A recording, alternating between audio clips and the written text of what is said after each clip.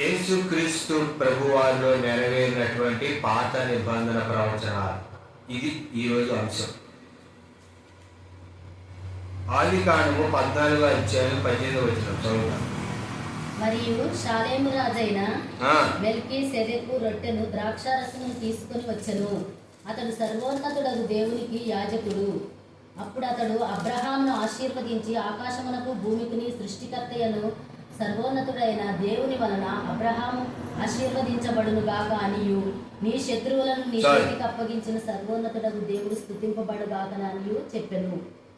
ఇక్కడ చదువుకునేటువంటి లేఖన భాగంలో అబ్రహాము గారు ఆయన ఏం చేశారంటే తన యొక్క వరుసకి కుమారుడైనటువంటి లోతు గారు వారి యొక్క సంతానాన్ని మరి కొంతమంది వచ్చి వారిని తీసుకొని వెళ్ళినప్పుడు వారి మీదకి వెళ్ళి వారిని జయించి మరలా తిరిగి వస్తున్నప్పుడు అక్కడ షాలేము రాజు అయినటువంటి మెల్కీసెదెకు అనే ఆయన ఎదురు వచ్చి అబ్రహాము గారికి రొట్టెను ద్రాక్షారసాన్ని తీసుకొని అతనికి ఇచ్చాడని వాక్యంలో రాయబడి ఉంది. ప్రభు అయినటువంటి యేసుక్రీస్తు వారు మెల్కీసెదెకు క్రమంలో ఆయన ఎవరంటే క్రొత్త నిబంధనకు యాజకుడు. ఆ విషయం హెబ్రీయులకు రాసిన పత్రిక 6వ అధ్యాయం 20వ వచనంలో దేవుని యొక్క వాక్యంలో స్పష్టంగా వ్రాయబడి ఉంది. చదవండి మరొకరు.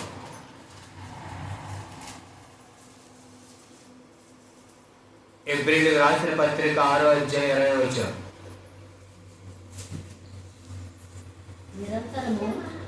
చదవండి. హెబ్రీయులకు రాసిన పత్రిక 6వ అధ్యాయం 20వ వచనంలో నిరంతరము మెల్కీసెదెకు క్రమము చొప్పున ప్రధాన యాజకుడైన యేసు అందులోనికి మనకంటే ముందుగా మన పక్షమున ప్రవేశించెను. చాలు. ఇక్కడ దేవుని వాక్యం ఏమని రాయబడి తెలుసా? నిరంతరము మెల్కీసెదెకు క్రమము చొప్పున ప్రధాన యాజకుడైన యేసు అందులో మనకంటే ముందుగా మన పక్షమున ప్రవేశించెను. పాత నిబంధనలో తల్లిదండ్రుల యొక్క పేరు ప్రస్తావించినటువంటి వంశావళులు ప్రస్తావించినటువంటి యాజకులు ఉన్నారు. ఆయన ఎవరంటే మెల్కీసెదెకు. మరి యేసుక్రీస్తు ప్రభువారు నూతన నిబంధనలో యాజకుడు. ఆయన ఎలా యాజకుడు? మెల్కీసెదెకు క్రమము చొప్పున ప్రధాన యాజకుడుగా యేసుక్రీస్తు ప్రభువు ఉంటారు. మెల్కీసెదెకు అబ్రహాము గారికి రొట్టె ద్రాక్షారసం ఇచ్చారు. ఇక్కడ మెల్కీసెదెకు క్రమంలో యాజకుడు ఉన్నటువంటి యేసుక్రీస్తు ప్రభువారు తన ప్రాణాన్ని పెట్టి శిలువలో మొట్టమొదటిగా రక్తం కార్చి ప్రాణాన్ని పెట్టి చనిపోయి తిరిగి లేచి వృద్ధానుడయ్యారు. అందుకని యేసుక్రీస్తు ప్రభువారు ఏమన్నారు? నన్ను జ్ఞాపకం చేసుకున్నట్టుకు దీన్ని చేయడని చెప్పాను. రొట్టె ద్రాక్షారసం మనం తీసుకుంటున్నప్పుడు మనకి ఏం గుర్తు రావాలి? ప్రభువైన యేసు తాను అప్పగింపడం రాత్రి ఒక రొట్టె తెచ్చుకొని కృతజ్ఞతలు చెల్లించి ఈ జ్ఞాపకం నన్ను జ్ఞాపకం చేసుకోవడానికి దీన్ని చేయడం చెప్పారు. ఇది నా శరీరము అంటే శరీరంగా మారిద్దని కాదు అర్థం. శరీరంగా రొట్టె మారిద్దని కాదు. ఆ శిలువలో ప్రాణత్యాగాన్ని మనం గుర్తు చేసుకోవాలి, జ్ఞాపకం చేసుకోవాలి. అదేనంటారా?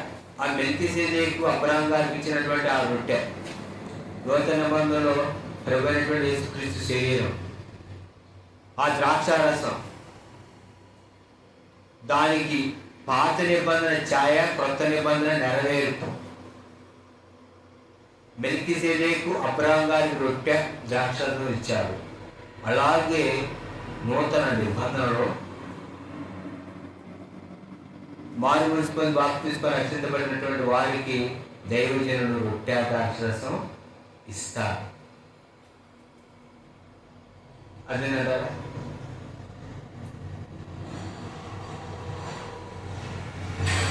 నా రక్తం అనేటువంటి క్రొత్త నిబంధనను జ్ఞాపకం చేసుకుని దీన్ని చేయడానికి చెప్పారు. నూతన నిబంధన, క్రొత్త నిబంధన, నా రక్తం వల్లైన క్రొత్త నిబంధన. ద్రాక్షారసం తీసుకుంటున్నప్పుడు ఆ రక్తాన్ని మనం జ్ఞాపకం చేసుకోవాలి, అంతేగాని ఆ ద్రాక్షారసం రక్తం కాదు. అదేనంటారా? కనుక యేసుక్రీస్తు ప్రభువారు మెల్కీసెదెకు క్రమం చొప్పున నూతన నిబంధనకు యాజకుడు ఆయన. కనుక పాత నిబంధనలు చెప్పబడినటువంటి ప్రవచనం యేసుక్రీస్తులో నెరవేరింది, నూతన నిబంధన. కనుక పాత నిబంధనలో ప్రభువైన యేసుక్రీస్తు వారి గురించి అనేక ప్రవచనాలు ఉన్నాయి, అవి నెరవేరి. ఆ విషయాన్ని మనం గుర్తు చేసుకోవాలి. ఇక్కడ ఏమని రాయబడింది? హెబ్రీ రాసిన పత్రిక 7వ అధ్యాయం 2వ వచనం. ఎవడు కలుసుకొని అతన్ని ఆశీర్వదించెనో, ఎవనికి అబ్రహాం అన్నింటిలో 10వ వంతు వచ్చెనో ఇచ్చెనో తేడా ఉన్నాడు. వచ్చానంటే తీసుకోవడం, ఇచ్చానంటే ఇవ్వడం.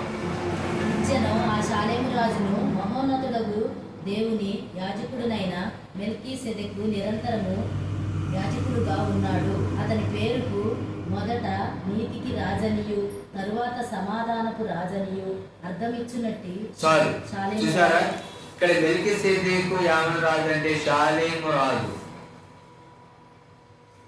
నీతి సమాధానములకు రాజు. మొదట నీతికి రాజనియు తర్వాత సమాధానపు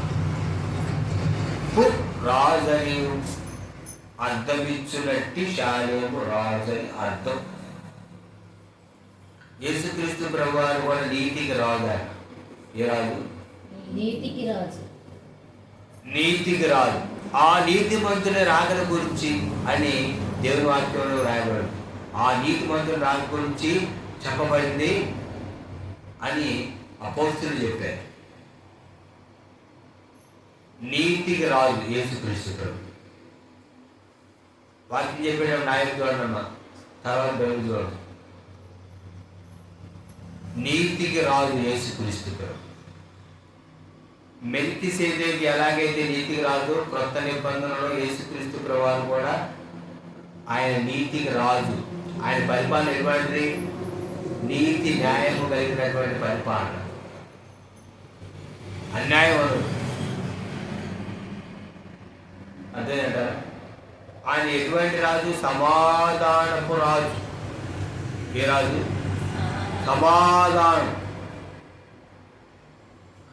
సమాధానానికి రాజు. సర్వోన్నతమైన స్థలంలో దేవునికి మహిమయు ఆయనకి ఇష్టమైన ప్రజలకు భూమి మీద సమాధానము కలుగును గాక. యెషయా గ్రంథంలో దేవుని వాక్యం ఏమని రాయబడింది? సమాధానకర్తయగు అధిపతి. యెషయా గ్రంథం 6వ అధ్యాయం 9వ వచనం. సమాధానకర్తయగు. ఈ లోకంలో సమాధానం లేవు, యేసుక్రీస్తు దగ్గర సమాధానం. సమాధానం కోసం, మనశ్శాంతి కోసం ఏదేదో చేస్తున్నారు. మనశ్శాంతి కావాలంటే ఏదేది చేసినా మనసులో శాంతి రాదు. ₹1 డబ్బు ఉంటే మనసుకు శాంతి రాదు. మనశ్శాంతి లేక ప్రజలు పిచ్చోళ్ళు అవుతున్నారు. మనశ్శాంతి కోసం ఎక్కడెక్కడ వెళ్తున్నారు. మరి ఎక్కడ ఉంది మనశ్శాంతి? యేసుక్రీస్తులో ఉంది. అదే అంటారా? పచ్చని మెతుకులన్నా అంతరంగం ఏమని తెలుసా? సమాధానం. యేసుక్రీస్తు ప్రభు సమాధానం ఇస్తారు. సమాధానాన్ని డబ్బు పెట్టి కొనలేరు. కొనుక్కోండి. 1 కేజీ సమాధానం ఏమంటే చేడు గారంటే ఇస్తారా? 1 కేజీ నీతి ఏమన్నా ఇస్తారా? డబ్బుతో కొనలేని సమాధానం, డబ్బుతో కొనలేని నీతి, డబ్బుతో కొనలేని పరలోకం, డబ్బుతో కొనలేని రక్షణ.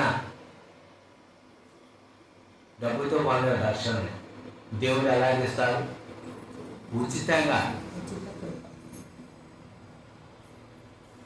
కనుక మెల్కీసెదెకు క్రమం చొప్పున నీతికి రాజు, సమాధానానికి రాజు.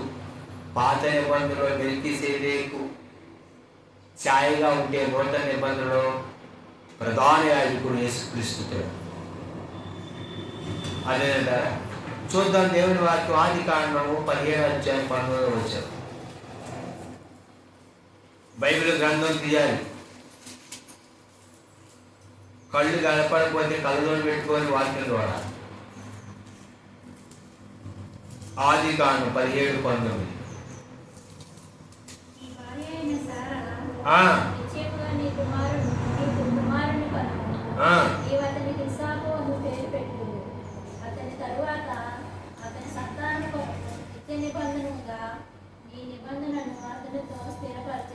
నా నిబంధన అతనితో స్థిరపరిచేదను. నా నిబంధన చూసారండి ఇక్కడ. నీ నిబంధన కాదు, నా నిబంధన అతనితో స్థిరపరిచేదను. అది ఏ నిబంధన? నిత్య నిబంధన. యేసుక్రీస్తు ప్రభువులో ఇది నెరవేరింది. అబ్రాహాము గారు యొక్క కుమారుడు ఎవరో? ఇస్సాకు. అబ్రాహాం గారి కుమారుడు ఇస్సాకు. అబ్రాహాం గారితో చెబుతున్నటువంటి మాట, దేవుడు నీ భార్య శార నిత్యంగా నీ కుమారుడు కన్ను, నీవు అతనికి ఇస్సాకు అని పేరు పెట్టదు. అతని తర్వాత అతని సంతానం కొరకు నిత్య నిబంధనగా నా నిబంధన అతనితో స్థిరపరిచెదను. ఇస్సాకు అబ్రాహాం కుమారుడు ఇస్సాకులో దేవుడు ఏం చేశాడంటే నిత్య నిబంధన చేశాడంట. అదేనంట, నా నిబంధన ఏం చేస్తా? నేను స్థిరపరుస్తా. చూడండి దేవుని వాక్యం 2 రాసిన పత్రిక 9:7 అపోస్తలుడైన పౌలు గారు రాసినటువంటి 2 రాసిన పత్రిక 9:7 చదువుదాం దేవుని వాక్యం 9:7. రోమీలకు రాసిన పత్రిక పౌలు గారు 9:7.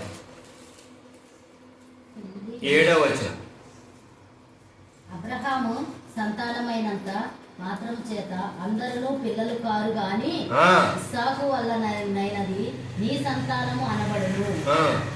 అనగా శరీర సంబంధులైన పిల్లలు దేవుని పిల్లలు కారు గాని వాగ్దాన సంబంధులైన పిల్లలు సంతానమని ఎంచబడుదురు. వాగ్దాన స్వరూపమైన వాక్యం ఇదే. చాలండి, చూసారా? అబ్రాహాము సంతానమైనంత మాత్రాన చేత అందరూ పిల్లలు కారు. అబ్రాహాము సంతానమైనంత మాత్రాన అందరూ పిల్లలు కారు. అబ్రాహాము సంతానం ఎవరు? ఇష్మాయేలు. వాగ్దానం చేయబడింది ఎవరికి? ఇస్సాకుకి. తర్వాత కాలంలో మరలా అబ్రాహాం గారు శారా గారు చనిపోతే వివాహం చేసుకున్నారు. ఆవిడకే పిల్లలు పుట్టారు. కానీ మరి ఎవరు ఇక్కడ నా నిబంధన స్థిరపరుస్తాను అని దేవుడు చెప్పినటువంటి అబ్రాహాం గారి యొక్క సంతానం ఎవరు? ఇస్సాకు. చూడండి కదా, ఇస్సాకు వలనైనదే నీ సంతానం అనబడును. అదేదా? ఇస్సాకు వలనైనదే నీ సంతానం. అబ్రాహాము సంతానమైనంత మాత్రం చేత అందరూ పిల్లలు కారు. మందిరానికి వచ్చినంత మాత్రాన్ని అందరూ పరలోక రాజ్యానికి వెళ్ళరు. క్రైస్తవులు అన్నంత మాత్రాన్ని అందరూ క్రీస్తుని అంగీకరించినటువంటి వారు కారు. అందరూ వాగ్దానం చేయబడినటువంటి పిల్లలు కారు. ఇస్సాకు వలనే సంతానం కాబట్టి అబ్రాహాము సంతానమైనంత మాత్రం చేత అందరూ పిల్లలు.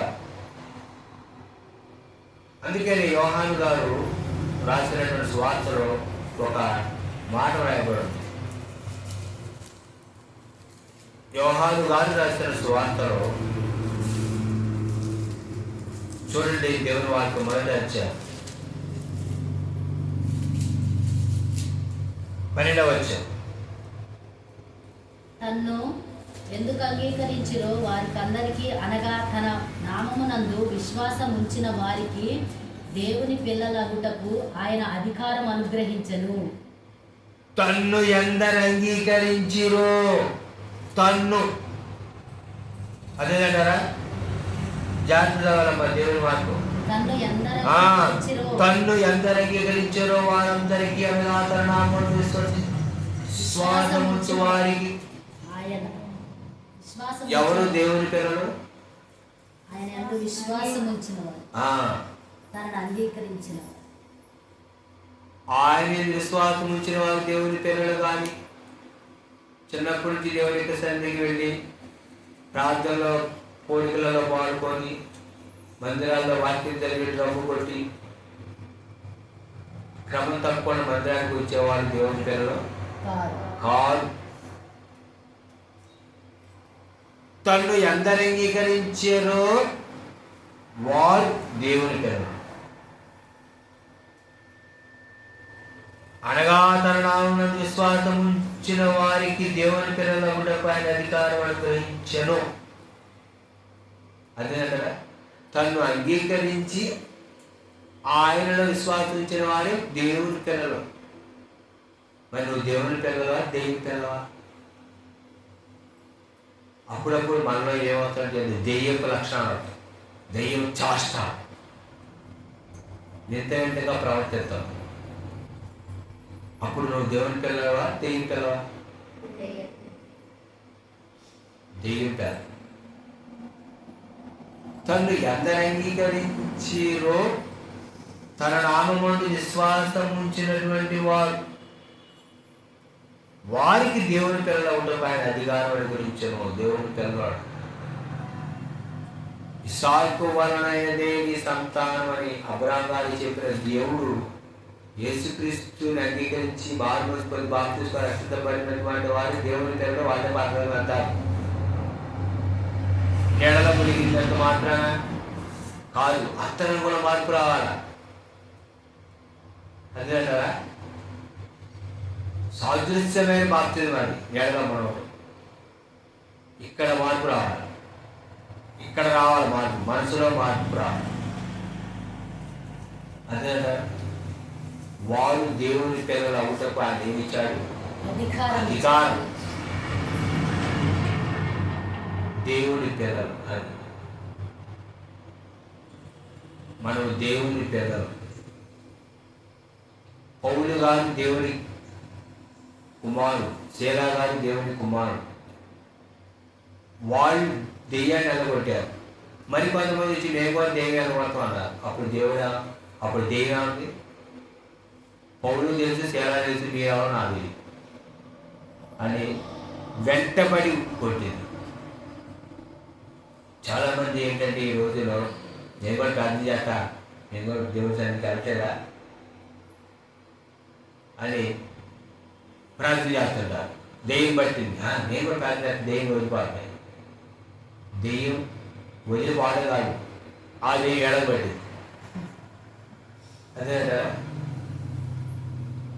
దేవుని కుమారుడు, దేవుని కుమార్తె.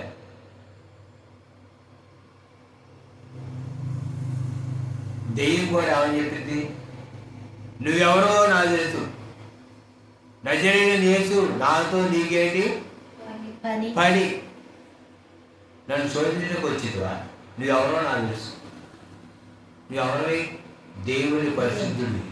నువ్వెవరివి? దెయ్యం చెప్పింది దేవుడు పరిశుద్ధుడు. దెయ్యం చెప్పాలి మన గురించి ఎవరా అని. అదే దెయ్యం అంటే దెయ్యం చెప్పదు, దెయ్యం పెట్టడం చెప్పాలి నువ్వెవరో అని.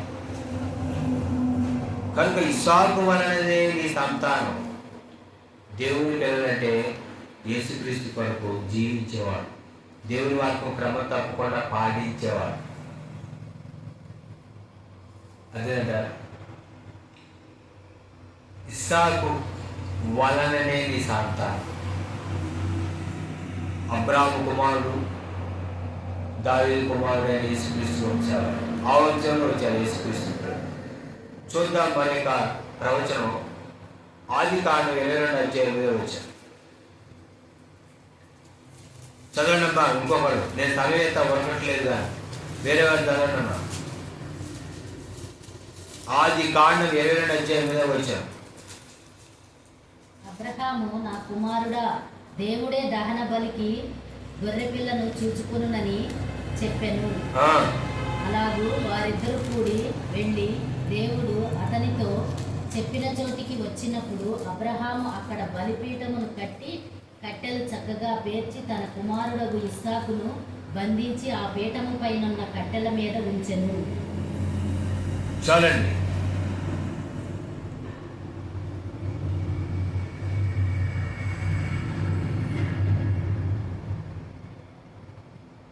చూడండి అక్కడ దేవాలయం ఏమని రాయబడింది? అబ్రహాము, నా కుమారుడా, దేవుడే దహన బలికి గొర్రె పిల్లను చూచుకునని చెప్పాడు. అలాగే వారిద్దరు కూడి వెళ్ళి దేవుడు అతనితో చెప్పిన చోటికి వచ్చినప్పుడు అబ్రహాము అక్కడ బలిపీఠమును కట్టి కట్టెలుగా చక్కగా పేర్చి తన కుమారుడు ఇస్సాకును బంధించి ఆ పీఠము పైనున్న కట్టెల మీద ఉంచెను. చదవబడినటువంటి లేఖన భాగంలో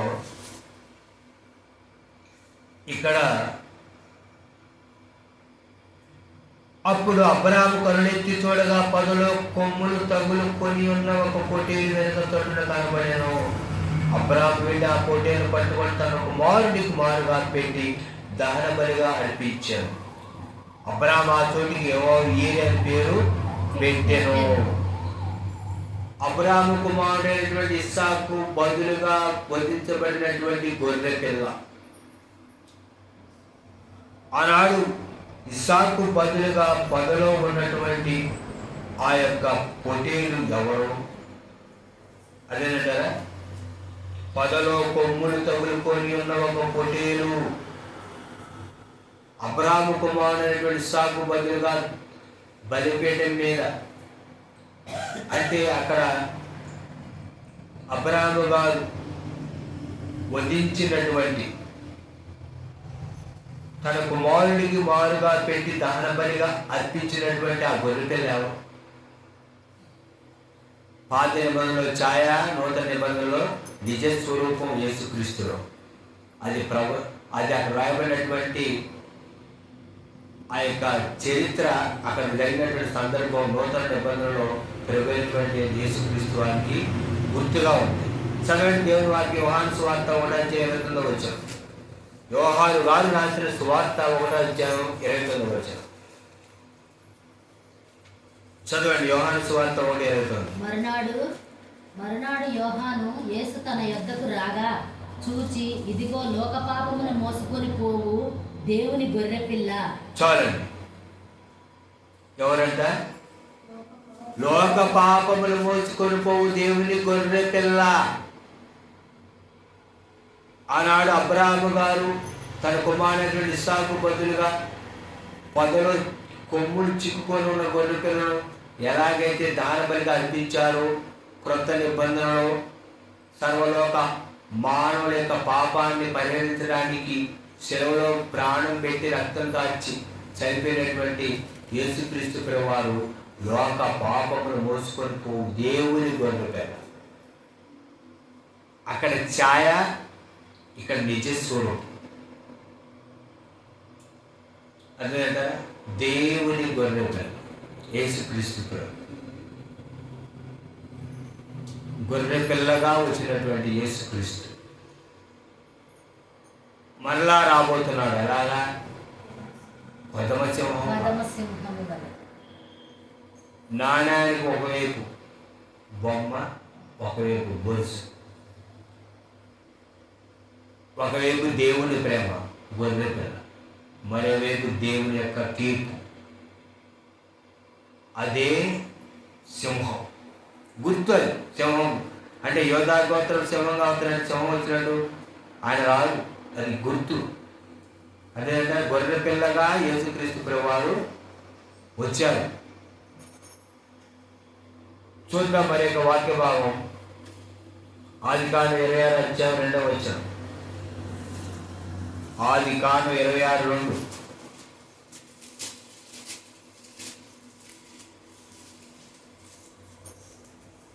అక్కడ యెహోవా అతనికి ప్రత్యక్షమై, నీవు ఐగుప్తులోనికి వెళ్ళక నేను నీతో చెప్పు దేశమందు నివసించుము.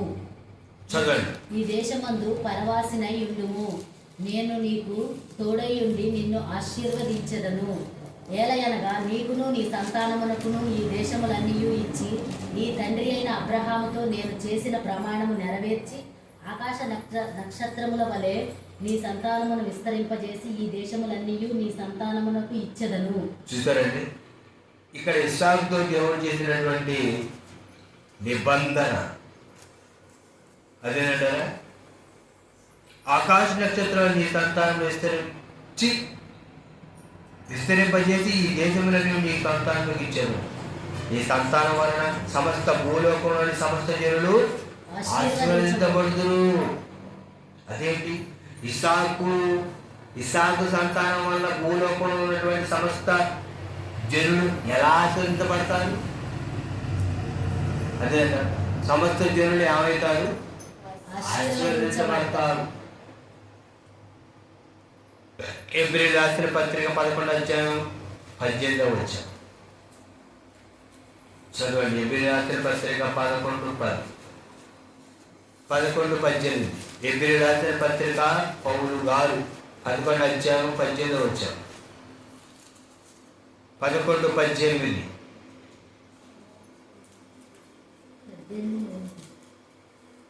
ఇక్కడ రాయబడినటువంటి మాట ఏంటి? అబ్రహాము శోధింపబడి విశ్వాసమును బట్టి ఇస్సాకును బలిగా అర్పించెను. ఎవడు ఆ వాగ్దానము సంతోషంతో అంగీకరించెను, ఇస్సాకు అనేది నీ సంతానం అనబడును అని ఎవరితో చెప్పబడినో ఆ అబ్రహాము మృతులను సైతం లేపుటకు దేవుడు శక్తిమంతుడని ఎంచిన వాడై తన ఏక కుమారుని అర్పించి కుమార రూపంగా అతన్ని మృతుల్లో నుండి మరలా పొందిన. చూసారా? విశ్వాసమును బట్టి ఇస్సాకు జరుపు సంగతుల విషయం యాకోబు ఏశావును ఆశీర్వదించెను. అబ్రహాము శోధింపబడి విశ్వాసమును బట్టి ఇస్సాకును బలిగా అర్పించెను. ఎవడు ఆ వాగ్దానము సంతోషంతో అంగీకరించెను, ఇస్సాకు వలన నీ సంతానం అనబడును అని ఎవరితో చెప్పబడినో ఆ అబ్రహాము మృతులను సైతము లేపుటకు దేవుడు శక్తిమంతుడని ఎంచిన వాడై తన ఏక కుమారుని అర్పించి మరలా ఉపమాన రూపంగా అతన్ని మృతుల నుండి మరలా పొందెను.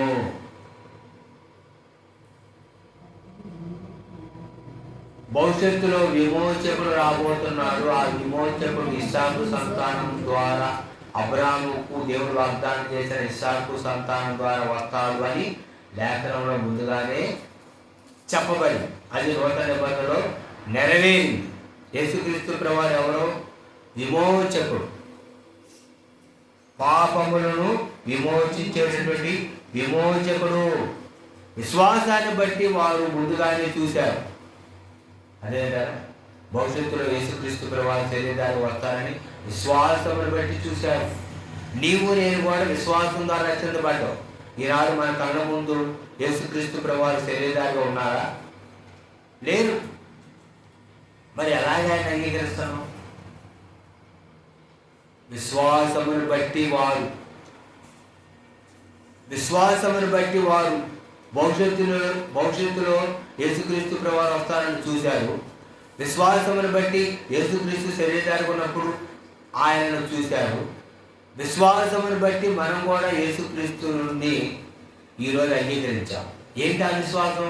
యేసుక్రీస్తు ప్రభువారు రక్తం దాచి ప్రాణం పెట్టి చనిపోయి తిరిగి లేచి పునరుద్ధానుడయ్యారు అని విశ్వాసం. మనం ఇప్పుడు భవిష్యత్తులో మనకంటే ముందు జరిగింది, అది భూతకాలంలో జరిగింది. అబ్రాహాము గారి కాలానికి భవిష్యత్తు, మనం ఉన్న కాలానికి అది జరిగిపోయింది.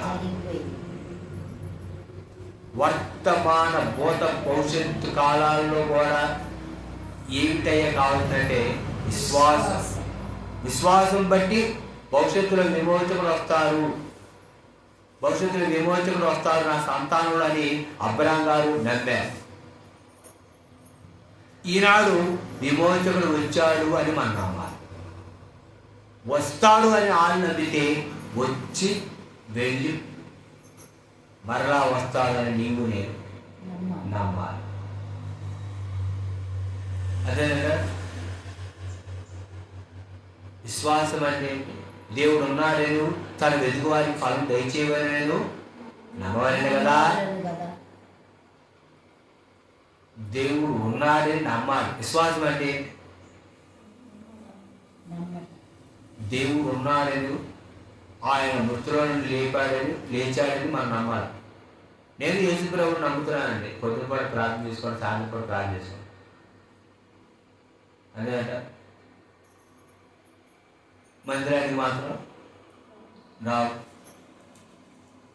అది విశ్వాసం. నాతో ఒక ఆయన అన్నాడు, నేను ప్రార్థన చేసుకుంటా గారు మనసులో దేవుడు ఎక్కడ ఉండి తెలుసా?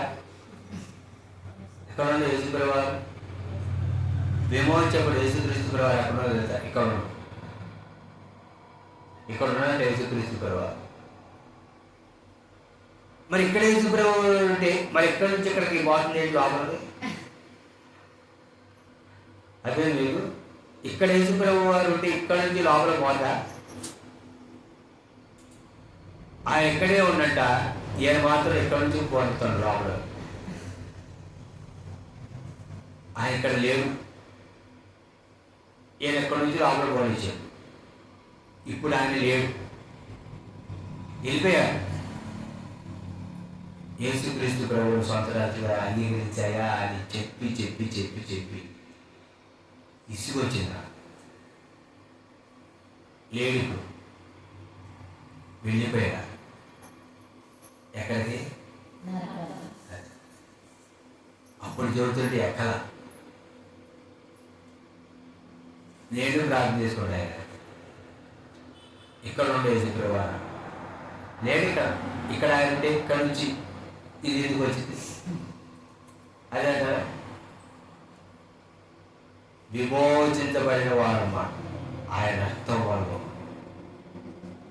కడగబడిన వాడు, ఆయన కుమారుడు, ఆయన కుమార్తెలు. నీవు దేవుని సన్నిధికి వస్తా ఉంటే ఎవరైనా సరే వీళ్ళు ప్రార్థనకి వెళ్తారండి, వీళ్ళు దేవుని పిల్లలండి, పరిశుద్ధంగా ఎలాంటి నమ్మకం ఉంటారండి అని సాక్ష్యం చెప్పాలి. ఏమోందని బైబిల్ పెట్టుకొని బాగుందండి ఒకటి ఏం మార్పులేదు. అదే కదా అది. చూద్దాం మరొక వాక్య భాగం, ఆదికాండం 28:12.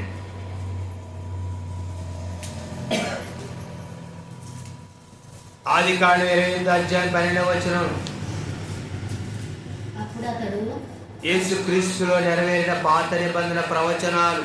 అప్పుడు అతడు ఒక కల కనెను, అందులో ఒక నిచ్చెన భూమి మీద నిలబడి ఉండెను, దాని కొన ఆకాశమునంటెను, దాని మీద దేవుని దూతలు ఎక్కుచూ దిగుచుండిరి. చాలండి, అదేంటారా? ఏశావుకు రావాల్సినటువంటి ఆశీర్వాదం యాకోబు గారు కొట్టేశారు. మీ అన్న కనుక వచ్చాడంటే నువ్వు ఎక్కడ నుండి నేను చంపేస్తాను, ఒకే రోజు మీద తెచ్చుకోవాలి, నాకు ఇష్టం లేదు, వెళ్ళిపోని ఆయన మా అన్నయ్య ఇంటికి అని లాభాన్ని ఇంటికి వెళ్ళమని యాకోబు గారికి తల్లి అయినటువంటి ఉప్పావు గారు చెప్తే ఆయన వెళ్తా ఉన్నప్పుడు ప్రొద్దుగినప్పుడు రాత్రి అయితే అక్కడ పడుకొని ఆయన విశ్రాంతి తీసుకుంటా ఉంటే కళలో దేవదూతలు ఎక్కుతూ ఉన్నారంట, దిగుతున్నారంట. అదే ఆకాశం నుంచి భూమికి ఏమేయబడింది? నిచ్చెన వేయబడింది. ఆ నిచ్చెన మీద దేవదూతలు ఎక్కుతున్నారు, దిగుతున్నారు. ఏంటి ఆ నిచ్చెన? నిచ్చెన అంటే నిచ్చెన కాదు. అదే చాలా మంది అంటారు యేసుప్రభువు వారండి ఒక కర్ర పట్టుకొని కొద్ది పట్టుకొని నాకు కనపడదండి. యేసుప్రభువు వారు కొద్ది పట్టుకొని కనపడతారు. వాక్యమే దేవుడు, దేవుడు వాక్యం. అదేనంటారు. గొర్రెపిల్ల ఎత్తుకొని ఉన్నాడు, ఎక్కడో ఫోటో చూసుంటారు, ఈశ్వరాలు గొర్రెపిల్లలు పట్టుకోవడం ఫోటో కనపడి ఉంటుంది, అది మనసులో ఉంటుంది, అది కాలొచ్చింది. ఆ ఈశ్వరాలు గొర్రెలు పెట్టుకోవడం అసలు అలాగే అందుకంటే అది ఆలాపన. చూడండి, యోహాను గారు రాసిన సువార్త 1వ అధ్యాయం 50వ రోజు.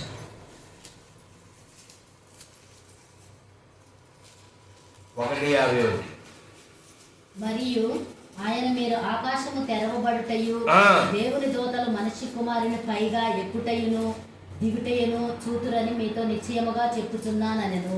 ఆకాశము నుండి భూమికి నిచ్చెన వేయబడింది, దేవదూతలు ఎక్కుతూ దిగుతూ ఉన్నారంట. ఇక్కడ యేసుక్రీస్తు ప్రభువు అని చెప్పారు, మీరు ఆకాశం తెరబడి దేవుని దూతలు మనిషి కుమారుని పైగా ఎక్కుటయు దిగుటయు చూతురని మీతో నిశ్చయముగా చెబుతున్నాను. చూసారా, అక్కడ నిచ్చెన, ఇక్కడ మనిషి కుమారుడు, అక్కడ దేవదూతలు, ఇక్కడ దేవదూతలు. ఏంటి నిచ్చెన? ఆకాశం నుండి భూమికి వేయబడి నిచ్చెన.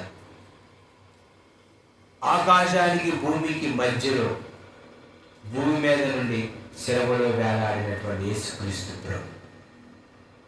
అదే ఆ నిచ్చెన సాదృశ్యంగా ఉన్న ప్రభు,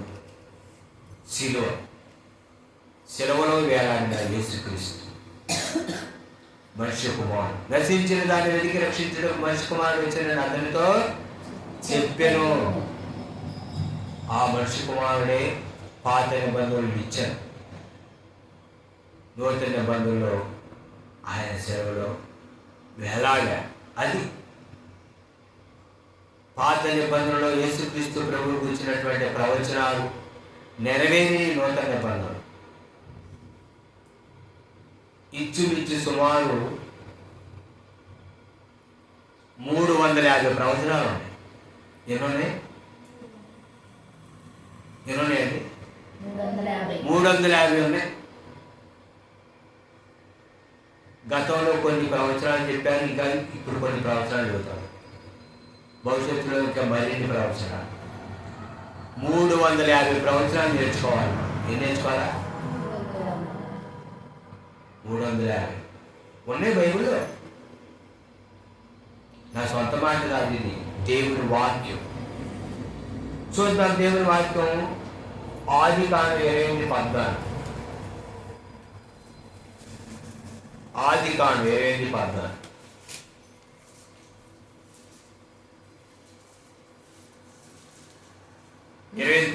సంతానము భూమి మీద లెక్కకు ఇసుక రేణువుల వలె అగును. నీవు పడమటి తట్టును, తూర్పు తట్టును, ఉత్తరపు తట్టును, దక్షిణపు తట్టును వ్యాపించదవు. భూమి యొక్క వంశములన్నీ నీ మూలముగాను నీ సంతానము మూలముగాను ఆశీర్వదించబడును. చూసారండి, లూకా సువార్త 3:34.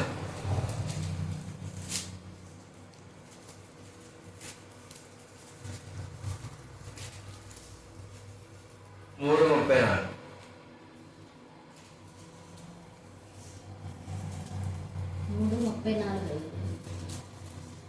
యోదా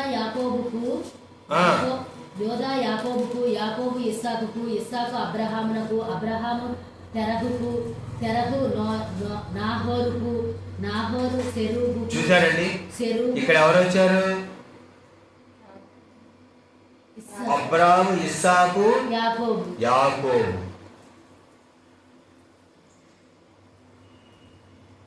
కింద నుంచి పైకి వెళ్తే అక్కడ ఏమన్నా తెలుసా? యేసు బోధింప మొదలుపెట్టినప్పుడు ఆయన దాదాపు 30 ఏళ్ల ఈడు గలవాడు. ఆయన యేసేపు కుమారుడు అని ఎంచబడిను. యేసేపు హేలీకి అక్కడ నుండి వస్తే యాకోబు గారి పేరు వచ్చింది. అదే పితరులైనటువంటి అబ్రహాం, ఇస్సాకు, యాకోబు. అదే ఇజ్రాయేల్ దేవుని పిల్లలు. ఓ ఇజ్రాయేలు, నీ భాగ్యం అంతా గొప్పది. ఏ జనముకి లాగును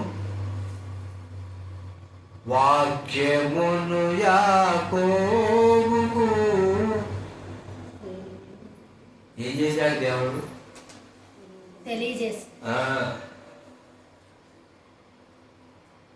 యాకోబులో నక్షత్రము ఉదయించింది. ఉదయించెను. నక్షత్రం అంటే నక్షత్రం కాదు, యేసుక్రీస్తు. ఈ జనముకు ఇలాగూ తెలియజేయబడి వాక్యము ఇశ్రాయేలు ప్రజలకు దేవుడు తెలియజేశాడు. అది ధర్మశాస్త్రం. ఈనాడు సర్వలోకానికి దేవుడు తెలియజేశాడు పరిశుద్ధ గ్రంథం. అదేనంటారు. కనుక ప్రభు అయినటువంటి యేసుక్రీస్తులో నెరవేరినటువంటి పాత నిబంధన ప్రవచన 7 విషయాలు మనం నేర్చుకున్నాం. కనుక యేసుక్రీస్తు ప్రభువులో నెరవేరినటువంటి పాత నిబంధన ప్రవచన ఇస్సాకు ద్వారా, యాకోబు ద్వారా వచ్చినటువంటి దేవుని కుమారుడు, గొర్రె పిల్ల, లోక పాపాలను మోసుకొని పోవు దేవుని కొరకు. కనుక ఆ గొర్రె పిల్లగా వచ్చిన యేసుక్రీస్తును నువ్వు అంగీకరించావు, మార్పు కలిగి నీటిగా రక్షించబడి ఆయన అంగీకరించావు. ఎందరు అంగీకరిస్తారు వారు దేవుని పిల్లలు. అదేంటారు. కనుక ఈ మధ్యాహ్నకాల సమయంలో యేసుక్రీస్తును సొంత రక్షణ అంగీకరించి విశ్వాసంలో కొనసాగాలి. అంతవరకు సహించిన వారే రక్షించబడు. కనుక రక్షణలో కొనసాగి అనేకులు రక్షణ వరకు మన దేవుని సన్నిధిలో ఏం చేయాలి? ప్రార్థన చేయాలి. ఆయన గురించినటువంటి సమాచారం ఎవరికి తెలియదో వారికి ఆయన గురించి సమాచారాన్ని చెయ్యాలి. ఎవరు కూడా యేసు ప్రభు నాకు తెలియదని అంటానికి వీలు లేకుండా యేసుక్రీస్తు ప్రభు గురించి ప్రకటించాలి. అదే ఎవరు చెప్పలేదండి నాకు యేసు ప్రభు గురించి అని ఎవరు కూడా అనవాడు. అదే కనుక ఆయన ప్రాణత్యాగాన్ని గుర్తించిన నీవు ఆయన అంగీకరించి ఆయన గురించి ప్రకటించటకు ప్రభు కృప గురించిగా తెల్లవంచండి ప్రార్థన చేసుకున్నాం ఈ మధ్యాహ్న కాల సమయంలో.